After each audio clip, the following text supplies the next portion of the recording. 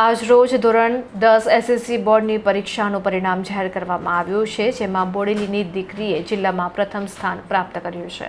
બોડેલીની ખત્રી વિદ્યાલયની વિદ્યાર્થીની ખત્રી ખદીજા બેન મોહમ્મદ તૈયબે 99.97% રેન્ક મેળવી છોટાઉદેપુર જિલ્લામાં પ્રથમ સ્થાન પ્રાપ્ત કર્યું છે. ખત્રી વિદ્યાલયે આ પરીક્ષામાં 96% પરિણામ સાથે ભવ્ય સફળતા મેળવી છે. શાળાની અન્ય 2 દીકરીઓએ પણ ઉત્કૃષ્ટ પ્રદર્શન કર્યું છે. ખત્રી ખદીજા મોહમ્મદ હુસેને 99.92% સાથે જિલ્લામાં ત્રીજો અને શાળામાં બીજો નંબર મેળવ્યો છે, જ્યારે ખત્રી શબનમ બાનુ મોહમ્મદ આરિફે 99.36% સાથે શાળામાં ત્રીજું સ્થાન પ્રાપ્ત કર્યું છે. આ ભવ્ય સફળતા પાછળ છોટાઉદેપુર જિલ્લા શિક્ષણ અધિકારી આનંદકુમાર પરમાર અને તેમની ટીમનું સતત માર્ગદર્શન, શિક્ષકગણનો પરિશ્રમ, વાલીગણનો સહયોગ અને વિદ્યાર્થીઓના અથાગ પ્રયત્નો જવાબદાર છે.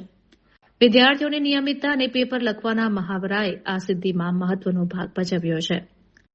શાળાની દીકરીઓએ જિલ્લામાં પ્રથમ, ત્રીજો નંબર મેળવી મહિલા સશક્તિકરણનું ઉત્તમ ઉદાહરણ પૂરું પાડ્યું છે.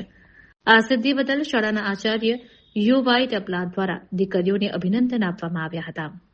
મારું નામ ખત્રી ખદીજા મોહમ્મદ તૈયબ છે. હું ખત્રી વિદ્યાલય શાળામાં અભ્યાસ કરું છું. આજ રોજ એસએસસી ધોરણ 10 નું રિઝલ્ટ આવ્યું, જેમાં હું શાળામાં તથા સમગ્ર છોટાઉદેપુર જિલ્લામાં પ્રથમ ક્રમાંક મેળવેલ છે.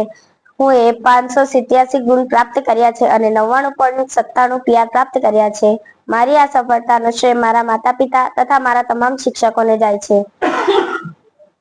મારી આ સફળતા પાછળ મારા શિક્ષકો અને મારા માતા પિતાનો ખૂબ ખૂબ આભાર માનું છું કે જેમને મને ખૂબ પ્રોત્સાહિત કરી અને હું આજે આ સફળતા પ્રાપ્ત કરી શકું. આગળ શું બનવા માંગો છો? હું આગળ 11-12 સાયન્સ કરીને ડોક્ટરની ડિગ્રી મેળવવા ઈચ્છું છું.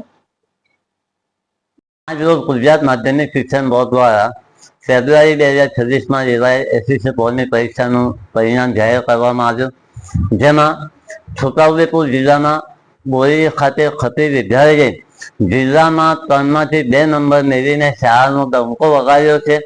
જેમાં જિલ્લામાં પ્રથમ નંબર ખદીજા મોહમ્મદ તૈયબ ખત્રી, જેઓએ 99.97 PR મેળવ્યા છે, જ્યારે જિલ્લામાં ત્રીજો નંબર ખદીજા મોહમ્મદ હુસેન ખત્રી, જેને 99.92% મેળવ્યા છે. આ વિદ્યાર્થીઓની પ્રગતિ, તેમની નિયમિતતા, પ્રથમ દિવસથી તે લોકો શાળામાં નિયમિત રહ્યા છે. શિક્ષકોએ અથાગ પ્રયત્નો કર્યા છે અને વાલીઓએ પૂરતું ધ્યાન આપ્યું છે, જેના કારણે આજે જિલ્લામાં ખત્રી વિદ્યાલયનો ડંકો વાગ્યો છે. આ તકે છોટાઉદેપુર જિલ્લા શિક્ષણ અધિકારી આનંદકુમાર પરમાર સાહેબ અને તેમની ટીમે પણ સતત શાળાને માર્ગદર્શન આપ્યું છે, જે બદલ તેમનો ખૂબ ખૂબ આભાર વ્યક્ત કરું છું.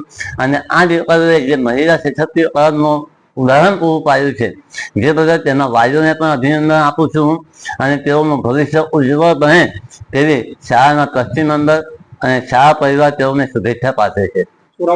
ઉમર ફારૂક કપરા, આચાર્ય ખત્રી વિદ્યાલય.